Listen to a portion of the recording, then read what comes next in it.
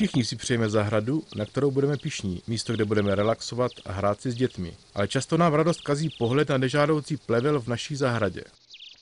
Roundup, nepřítel plevelu, je pro vás tím nejlepším řešením. S tekutým koncentrátem dostáváte efektivní nástroj k odplevelení vašich chodníčků, cestiček, prostranství i záhonů.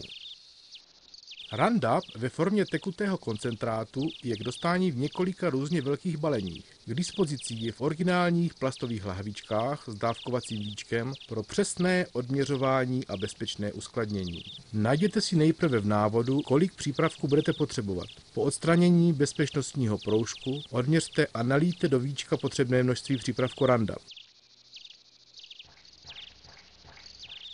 Přelijte Roundup do rozprašovače nebo do zahradní konvice. Po uzavření zbývající Roundup steče beze zbytku zpět do lahvičky. Dolijte rozprašovač potřebným množstvím vody, utěsněte uzávěr a likvidace plevelu může začít.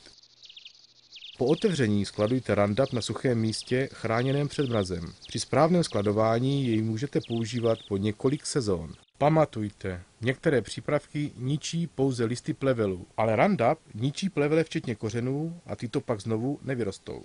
Tekutý koncentrát Roundup je snadno použitelný a velmi dobrý pomocník při boji s obtížným plevelem v záhonech, chodnících a cestičkách.